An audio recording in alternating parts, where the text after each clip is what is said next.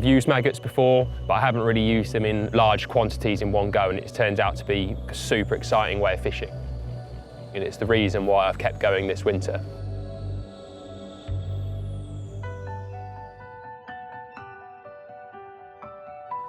Winter fishing can be incredibly bleak.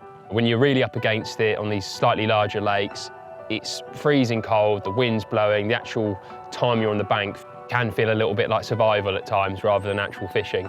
And I don't mind admitting that last year I didn't actually enjoy my winter fishing that much. You've got to be enthusiastic and excited about the fishing you're doing. If it's kind of you're plodding along, your heart's not in it, in the end goal and the rewards at the end of it, then you're decaying on the bank. There's a real balance to find in effort and rewards. This year, it's turned out to be a lot different than last. I got onto somewhere which I was really, really enthused about, really excited. High reward fishing, the fish don't get caught often, they're pretty unknown, and I thought catching one before spring would be an absolute result. So straight out the gate, I didn't fish at all. I spent the first couple of weekends potting around in the boat, and it was really weedy along the bottom. I've looked in the shallows, I've looked in the deep, and no sign of Mr. Carp. So I've gone with the old cliche, and I went one of the deepest areas of the lake, straight in with the maggots. And people have they have a sort of an idea of maggots being like a super expensive bait. And yeah, of course, there's people who use vast amounts on some waters, and it's probably not that affordable. But given that 3 pints of maggots is probably the same as, you know, a kilo of boilies these days. And I love boilies, there's a time and place for them. You'll catch on them in the winter, but maggots in a good amount in one go it's a very exciting way of fishing. I'm turning up, I'm putting them out, and nearly all in one go, anywhere between 2 to 6 pints of maggots in one go. Maybe if it goes on the session, if I'm on a longer session, I'll top it up, but just for a kind of turn up and be there for 24 hours, I'm just putting all that bait out and I'm trying to create an event. There's something about putting out a large quantity of bait that's alive, that's moving, that is giving off all the sort of bio-signals that fish have learnt to kind of seek out for quite literally millions of years, and force the agenda, force a feeding spell. When it comes to maggots or particle fishing, the rule book would say fish closer to the bottom where the fish are feeding. However, there was nowhere really for me to have a rig that was a hook laying flush on the bottom. That was simply deactivated, tangled up in the weed quite quickly. So I opted for just a small pop-up, nothing complicated, split shot underneath, tiny little sea monster pop-up with a fake maggot on top.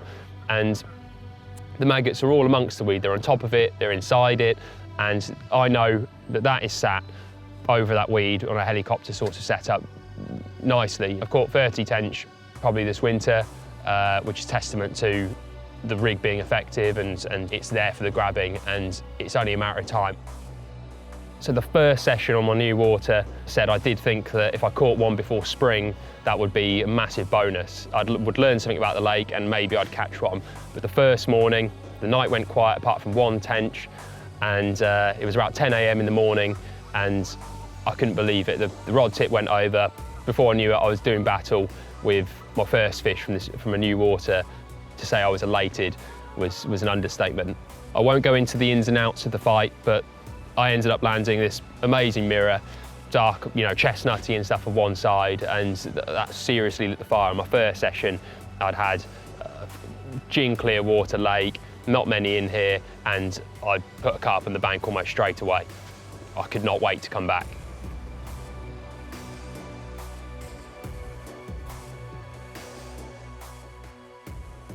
No more than a couple of days later, I was straight back down, same swim, same area of the lake, just going to repeat the same thing.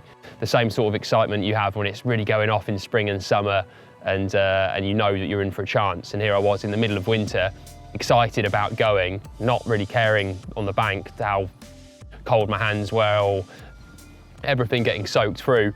And again, another fish, this time a just unbelievable common, dark, bluey, reddy sort of tones going on, mid-20, 25.7 or something, and you know, gave me a good scrap.